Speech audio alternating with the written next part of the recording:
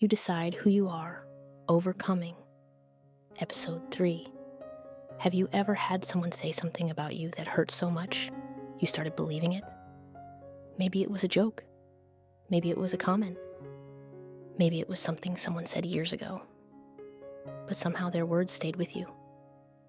This is Jay's story. Jay was 14 years old.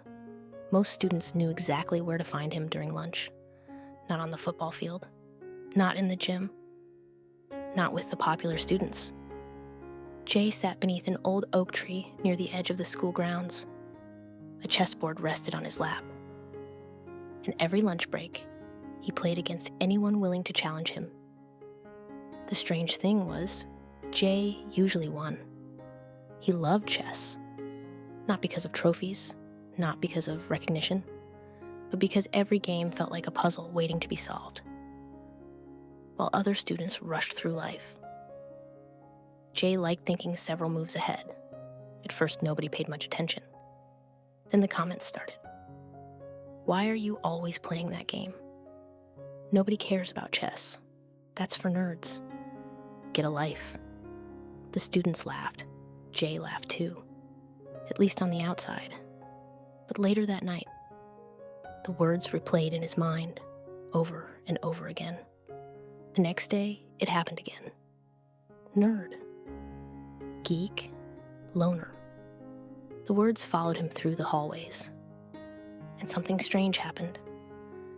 Every time someone said one of those words, a label appeared. Nerd. Boring. Weird. The labels stuck to his blazer, his backpack, even the chessboard itself. At first, Jay pulled them off, but every time he removed one, another appeared. Eventually, he stopped trying, because after hearing something enough times, it becomes harder not to believe it. Weeks passed. The labels multiplied. Uncool, boring, not good enough.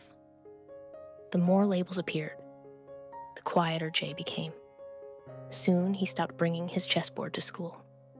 He stopped joining lunchtime games. He stopped entering local tournaments. Not because he stopped loving chess, but because he started believing the labels. One afternoon, Jay came home and shoved his chess set into the back of his wardrobe. His grandfather noticed immediately. You haven't played in weeks. Jay shrugged. Doesn't matter.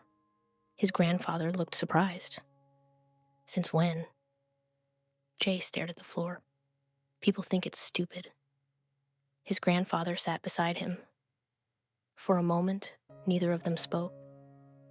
Then his grandfather asked, "Who told you who you are?" Jay frowned. What? His grandfather repeated the question. Who told you who you are? Jay thought about it. The comments, the jokes, the labels, the students, the laughter. His grandfather nodded. Then he reached for a notebook. On the first page, he wrote, "Whose voice are you listening to?" Jay stared at the words, confused. His grandfather smiled.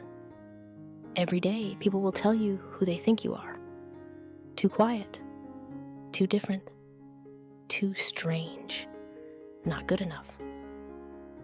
But here's the truth. He tapped the notebook. They don't get to decide. Jay listened carefully. His grandfather continued. The world is full of people handing out labels, but you decide which ones you wear. That night, Jay couldn't sleep. The words echoed in his mind. You decide which ones you wear.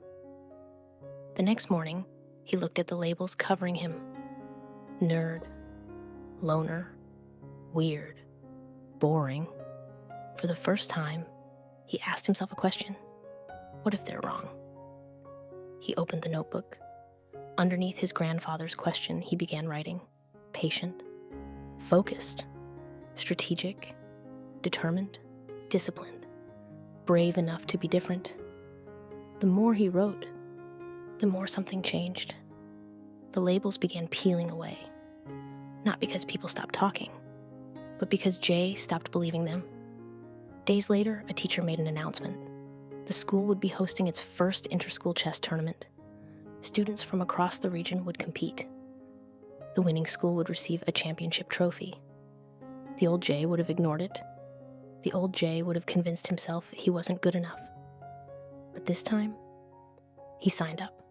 The comments returned immediately. Look who's entering. The chess genius. He's going to embarrass himself.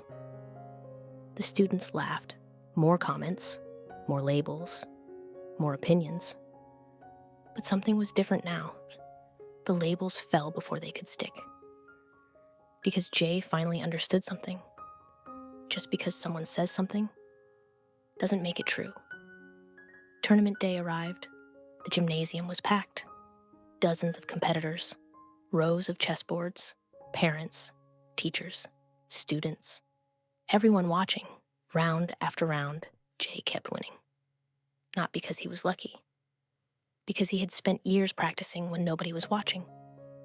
Years studying, years learning, years believing in something others didn't understand. Eventually, only 2 players remained, Jay and the reigning regional champion. The room fell silent. The final game lasted nearly an hour. Every move mattered. Every decision counted. The pressure was enormous. Then suddenly, the champion smiled, looked at the board, and quietly tipped over his king. Checkmate.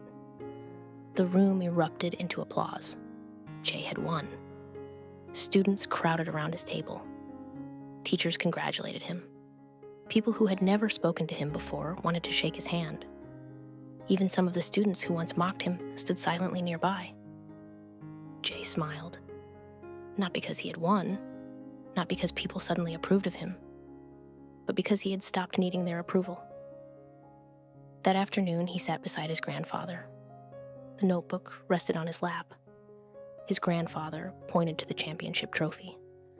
Feels good, doesn't it? Jay nodded, then shook his head. His grandfather laughed. What? Jay looked down at the notebook, then at the trophy, then at himself. Not because I won. His grandfather smiled. Then why? Jay answered quietly. Because I finally believe in myself. His grandfather's eyes filled with pride. And in that moment, every last label disappeared. Some people will try to define you. They'll tell you who they think you are. They'll hand you labels. They'll make assumptions. They'll speak from their own fear, insecurity, and misunderstanding. But their words are not your identity. Their opinions are not your value. And their labels are not your truth. Jay closed the notebook. A gentle breeze turned the pages. On the final page were the words, "Only you decide who you are." The moment you stop letting other people define you is the moment you become free.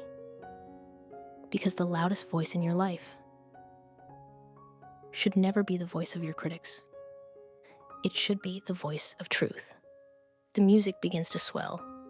People may call you many things, but only you decide who you become. Other people's words do not define you. This is Ozzy's Moonlight Tale. If this story stayed with you, don't let the light end here. Subscribe for more moonlit stories. Sleep gently and dream kindly.